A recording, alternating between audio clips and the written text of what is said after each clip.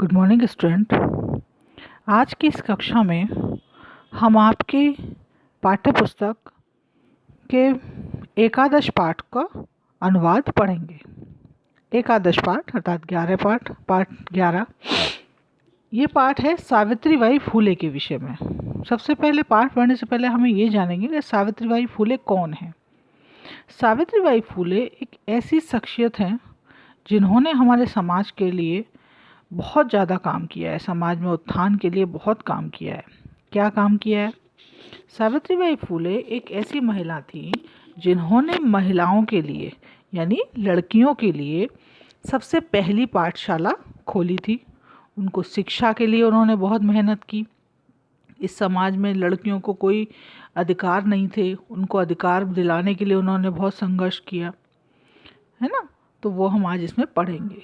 इसमें सबसे पहले ऊपर परिचय दिया गया है, इसको ध्यान से पढ़ें। शिक्षा हमारा अधिकार है।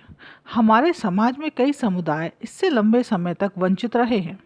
उन्हें इस अधिकार को पाने के लिए लंबा संघर्ष करना पड़ा है।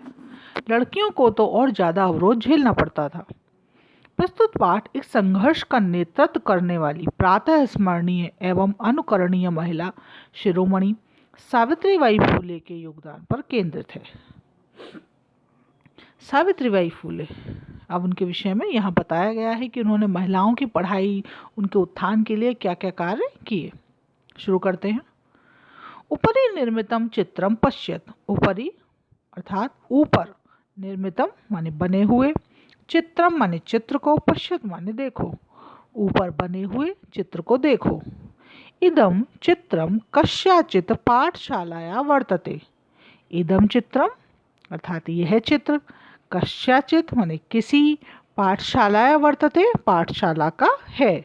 यह चित्र किसी पाठशाला का है। इयम सामान्य पाठशाला नास्ति। यह सामान्य पाठशाला नहीं है।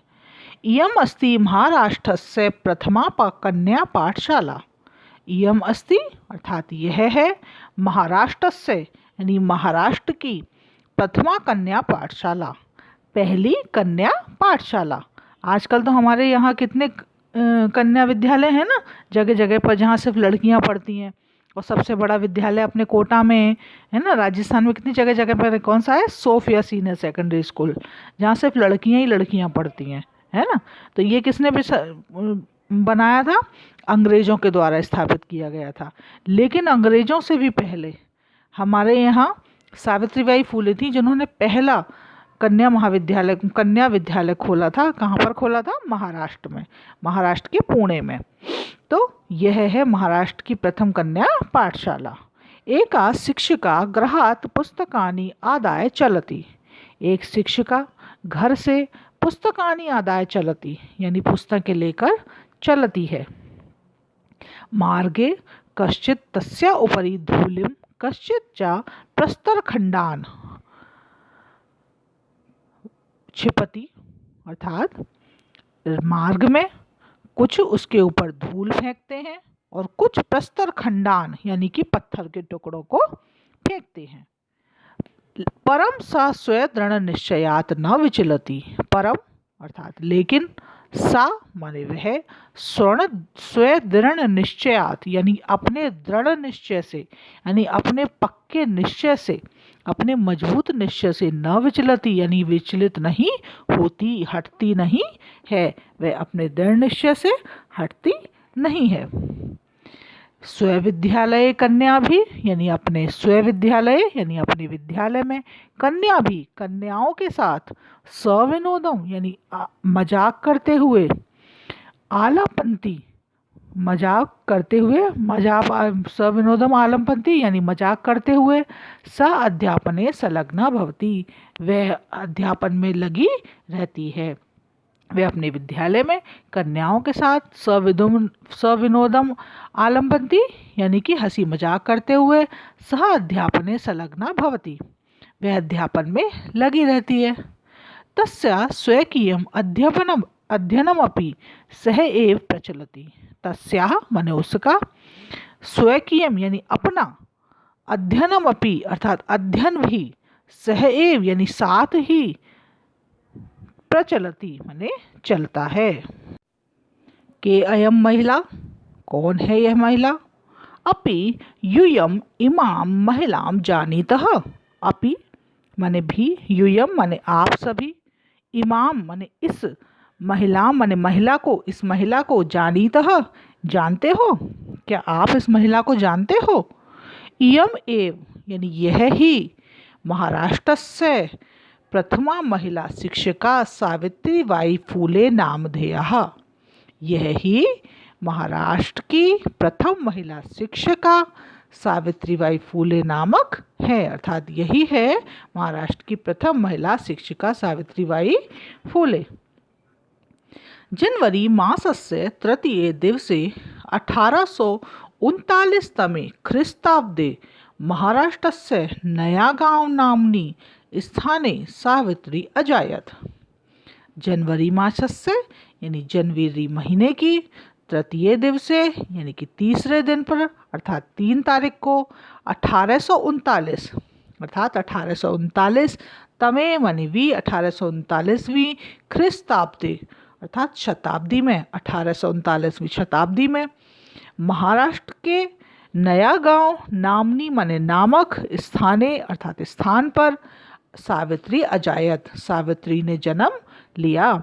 जनवरी मास के 3 तारीख को 1839वीं शताब्दी में महाराष्ट्र के नया गांव में सावित्री ने जन्म लिया। तस्या माता लक्ष्मीबाई पिता च खंडोजी इति अभिहितौ। तस्या माता उनकी माता लक्ष्मीबाई और पिता खंडोजी इस नाम से जाने जाते हैं। नववर्ष देसिया सा ज्योतिबा फूले महोदयन परिणीता। 9 वर्ष में ही वह ज्योतिबा फूले महोदय के साथ परिणीता अर्थात ब्याही गईं, अर्थात 9 वर्ष की आयु में उनका ज्योतिबा फूले के महोदय के साथ विवाह हो गया। परिणीता माने विवाह हो गया। सो अपि तदानीं 13 वर्ष कल्पः एव आसीत्। सो अपि वह भी कौन? ज्योतिबा फूले। सो अपि तदानीं वह भी उस समय 13 वर्ष कल्प एव आसीत् 13 वर्ष के ही थे। यतो हि सा स्त्री शिक्षायाः प्रबल समर्थकः आसीत्। यतो ही क्योंकि सह माने वह स्त्री शिक्षाया प्रबल समर्थकः आसीत् स्त्री शिक्षा के प्रबल यानी कि बहुत अत्यधिक ही समर्थक थे। अतः सावित्र्या मनसी स्थिता यानी कि सावित्री के मनसी यानी मन में स्थित अध्ययनाभिलाषा यानी कि पढ़ने की इच्छा उत्साहम प्राप्तवती यानी कि उसको प्रोत्साहन मिला यानी और बढ़ गई, क्योंकि वह भी स्त्री शिक्षा के बहुत बड़े समर्थक थे, इसलिए सावित्री के मन में स्थित पढ़ने की इच्छा और बढ़ गई। इतः परम इसके बाद भी परम और भी साग्रयम वह साग्रयम यानी उनके आग्रह पर आंग्ल भाषाया अपि अध्ययनम कृतवती उन्होंने आग्रह करके अंग्रेजी भाषा में भी अध्ययन किया। अब तक उन्होंने सिर्फ हिंदी में ही पढ़ा था, लेकिन अब उन्होंने अंग्रेजी भाषा में भी अध्ययन करना प्रारंभ कर दिया। 1848 तमे ख्रीस्ताब्दे पुणे नगरे सावित्री ज्योतिबा महोदयेन सह कन्यानां कृते प्रदेशस्य प्रथमं विद्यालयम् आरभत। अभी तक तो उन्होंने सिर्फ अपनी पढ़ाई पर ही काम किया था, अब उन्होंने ज्योतिबा फूले के साथ एक कन्याओं का विद्यालय खोला। 1848वें शताब्दी में पुणे नगर में सावित्री ने ज्योतिबा महोदय के साथ कन्यानां कृते यानी कि लड़कियों के लिए प्रदेश का पहला विद्यालय आरंभ किया। तदानीं स केवलम 17 वर्षीय आसीत्। तदानीं यानी उस समय सा माने वह केवल 17 वर्ष की थी, आसीत् माने थी, उस समय वह केवल 17 वर्ष की थी।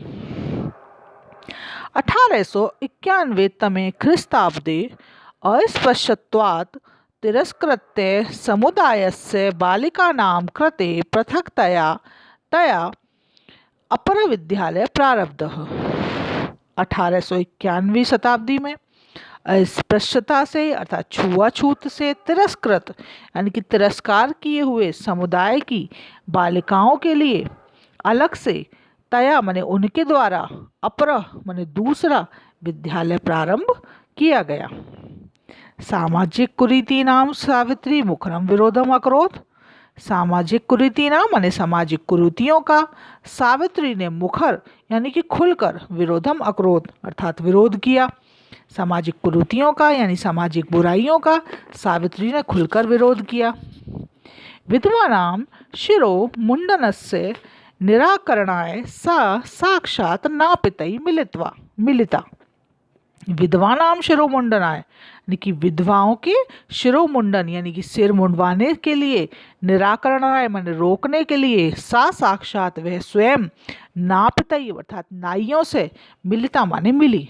पहले समय में क्या होता था कि जब अगर किसी स्त्री का पति मर जाता था यानी उसके पति की मृत्यु हो जाती थी तो उस स्त्री को अपने बाल काटने पड़ते थे, पूरे गंजे होना पड़ता था उसको।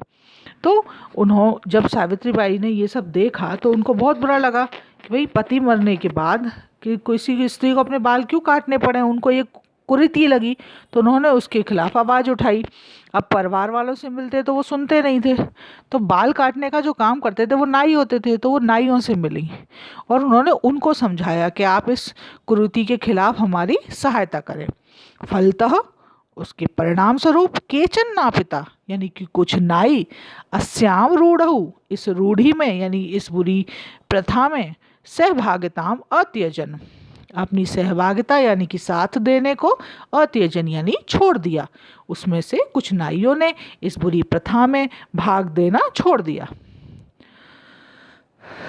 एकत्र सावित्र्या मार्गे दृष्टम यत एकदा एक बार सावित्रिया यानी सावित्री के द्वारा मार्ग में दृष्ट माने देखा गया, यत की कूपम निकषा यानी कुएं के पास, शीर्ण वस्त्रावृता यानी फटे हुए वस्त्रों से ढकी हुई, तथाकथित कोई निम्न जातिया नीची जात की यानी कि निम्न जाति की, काश्चित नार्या कोई नारी कोई स्त्री, जलम पातुम याचन्ते स्मः जल पीने के लिए मांग रही है।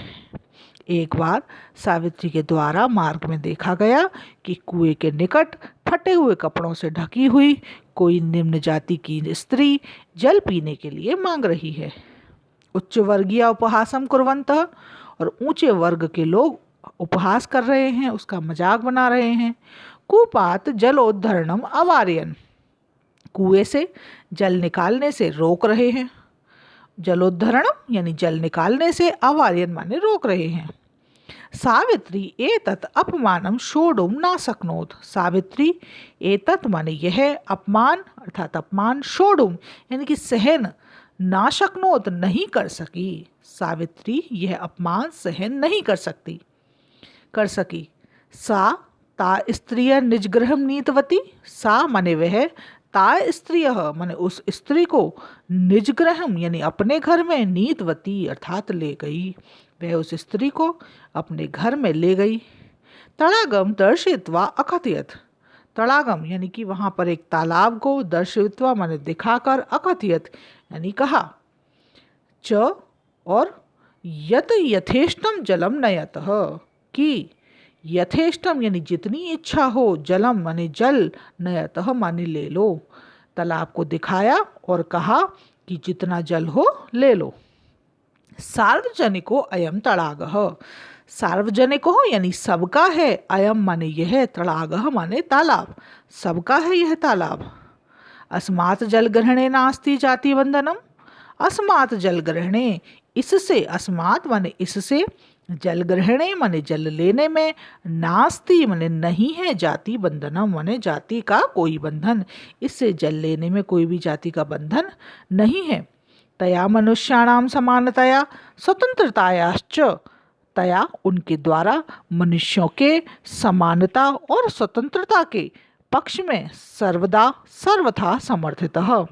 वह उनके द्वारा मनुष्यों के समानता और स्वतंत्रता के पक्ष में, सर्वदा माने हमेशा, सर्वथा और हर प्रकार से, समर्थितः समर्थन किया गया। उनके द्वारा मनुष्यों की समानता और स्वतंत्रता के लिए हमेशा और हर प्रकार से समर्थन किया गया था। महिला सेवा मंडल, शिशु हत्या प्रतिबंधक गृह इत्यादीनां संस्थानां स्थापनाय फूले दंपत्यों अवदानम महत्वपूर्णम। अर्थात महिला सेवा मंडल, शिशु हत्या प्रतिबंधक गृह आदि संस्थाओं की स्थापना में फूले दंपति का अवदान यानी उनका जो योगदान है वह महत्वपूर्ण है। अब इन्होंने, इन दोनों पति पत्नी ने क्या क्या काम किया है वो यहाँ पर बताया है कि महिला सेवा मंडल, अर्थात उन्होंने महिला सेवा मंडल नाम की एक संस्था बनाई जिसमें महिलाओं की सहायता की जाती थी। शिशु हत्या प्रतिबंध गृह यानी कि शिशुओं की हत्या पर प्रतिबंध लगाने। शिशु हत्या क्या होती थी उस समय पे, अगर किसी के घर में कन्या पैदा हो गई तो उसको वो मार देते थे पैदा होते ही, जो आज भी होता है कहीं कहीं पर, किसी किसी गांव वगैरह जगहों में आज भी होता है वो। तो उससे बचाने के लिए यानी उसको रोकने के लिए उन्होंने शिशु हत्या प्रतिबंध गृह बनाए। इन स्थापनाओं में को बनाने में, इनको चलाने में फूले दंपत्ति का योगदान महत्वपूर्ण है। अवदानम माने योगदान महत्वपूर्ण है। सत्य शोधक मंडलस्य यानी कि सत्य शोधक मंडल यानी सत्य को बढ़ाने, सत्य को बढ़ावा देने रूपी मंडल का गतिविधियों में भी सावित्री अतीव सक्रिय आसीत। सावित्री अत्यधिक सक्रिय थी। सत्य शोधक मंडल की गतिविधियों में भी सावित्री अत्यधिक सक्रिय थी। अस्य मंडलस्य उद्देश्य आसीत। अस्य मंडलस्य उद्देश्यम आसीत, इस मंडल का उद्देश्य था उत्पीड़ितानां समुदायानां स्वाधिकारान् प्रति जागरणम। इस मंडल का उद्देश्य था उत्पीड़ितानां यानी कि जो उत्पीड़ित सताए हुए समुदाय हैं उनको स्वाधिकारान यानी अपने अधिकारों के प्रति जागृत करना, उनको अपने अधिकारों से अवगत कराना। सावित्री अनेका संस्था प्रशासन कौशलेन संचालितवती। सावित्री ने अनेक संस्थाओं का प्रशासन बहुत ही कुशलता के साथ संचालित किया यानी चलाया। उन्होंने अनेक संस्थाएं और उनका प्रशासन बहुत ही कुशलता के साथ चलाया। दुर्भिक्ष काले प्लेग काले च सा पीड़ित जनानाम अशांतम अविरतम च सेवाम अकरोध। दुर्भिक्ष काले यानी कि अकाल के समय पे, सूखा पड़ता है ना जगह जगह पे, पहले तो बहुत ज़्यादा होता था क्योंकि गांव ज़्यादा थे चारों तरफ, बारिश नहीं होती थी तो सूखा पड़ जाता था, खेती नहीं हो पाती थी तो चारों तरफ अकाल पड़ जाता था। उस समय पर प्लेग काले, पहले ये बहुत बड़े बड़े रोग फैलते थे, प्लेग का रोग फैल गया तो हजारों लोग मर जाते थे। अब तो ये टीके चलने लगे हैं, पहले तो टीके कोई जानता ही नहीं था, तो महामारी जिसको बोलते थे, जैसे आज की महामारी क्या है, कोरोना है ना, तो ऐसे ही उस समय पे प्लेग, क्षय रोग, ये सारी चीज़ें हुआ करती थी। तो उस समय पर भी वह पीड़ित जना नाम यानी कि जो पीड़ित लोग थे, उनके जो बीमार होते थे उनका अश्रांतम यानी कि बिना थके हुए, अविरतम और बिना रुके हुए सेवाम अकरोध सेवा करती थी। अकाल के समय में और प्लेग के समय में भी वह पीड़ित लोगों की बिना थके और बिना रुके सेवा करती थी। सहायता सामग्री व्यवस्थायै, सहायता सामग्री की व्यवस्था के लिए सर्वथा प्रयासम अकरोध, हमेशा प्रयास करती थी। उनको सहायता सामग्री पहुंचाती थी, किसी को दवाइयों की आवश्यकता है, भोजन की आवश्यकता है या और कोई आवश्यकता है तो वो उनका प्रयास हमेशा जितना उनसे संभव होता था खुद से करती थी। अब इतना तो संभव नहीं होता कि सबके लिए कर सकें, तो वो औरों से भी मदद लेती थी। उनका किसी भी तरीके से उनके लिए वो प्रयास करके उनको वो चीज़ें उपलब्ध कराती थी। महारोग प्रसार काले सेवारता सा स्वयं असाध्य रोगेण ग्रस्ता। महारोग प्रसार काले यानी महामारी के फैलने के समय सेवारता यानी सेवा में लगी हुई, सा माने वह, स्वयं असाध्य रोगेण ग्रस्ता, स्वयं भी एक असाध्य रोग से ग्रसित हो गई। यानी महामारी के समय जब वो सेवा कर रही थी तो उनको भी एक बहुत ज़्यादा रोग हो गया, असाध्य रोग, जिसका इलाज संभव ही नहीं हो पाया। 1897 तमे ख्रीस्ताब्दे निधनम गतः, और 1897 ईस्वी में उनका निधन हो गया। साहित्य रचनाया अपि सावित्री महीयते, साहित्य रचना में भी सावित्री महान है, बढ़ चढ़ कर रही हैं। तस्या काव्य संकलन द्वयम वर्तते, उनके 2 काव्य संकलन हैं। काव्य फूले सुबोध रत्नाकर चेति, काव्य फूले और सुवेद रत्नाकर, उन्होंने 2 काव्य रचनाएं लिखी थी। अब इन काव्य रचनाओं में उन्होंने क्या लिखा था, समाज की कुरीतियों से दूर रहना, समाज की कुरीतियों को ख़त्म करना, स्त्रियों को पढ़ाई के लिए बढ़ाना, सभी को पढ़ाई पे बढ़ावा देना, इस चीज़ के लिए उन्होंने ये कविताएं लिखी थीं। भारत देशे महिलोत्थानस्य गहनावबोधाय सावित्री महोदयायाः जीवनचरितम् अवश्यम अध्येतव्यम। भारत देश है यानी भारत देश में महिलोत्थानस्य, महिलाओं के उत्थान के लिए, महिलाओं की उन्नति को के गहन अवबोधाय यानी गहराई से जानने के लिए सावित्री महोदय के जीवन चरित्र को अवश्य ही पढ़ना चाहिए। यानी कि यदि हमें भारत देश में महिलाओं की उन्नति का गहराई से अध्ययन करना है कि कैसे महिलाओं की उन्नति हुई, तो उसके लिए हमें सावित्री महोदय के जीवन चरित्र को अवश्य पढ़ना चाहिए। तो इस प्रकार ये हिंदी अनुवाद आज कंप्लीट हो चुका है। आपको इसका रिटर्न वर्क भी पहुंच चुका है। इस वीडियो को आप एक बार और देखें, बार बार देखें और इस चैप्टर का, इस पूरे पाठ का हिंदी अनुवाद अच्छे से पढ़ें। और अगर आपको कहीं पर कोई परेशानी होती है तो आप मुझसे पूछ सकते हैं। धन्यवाद बच्चों।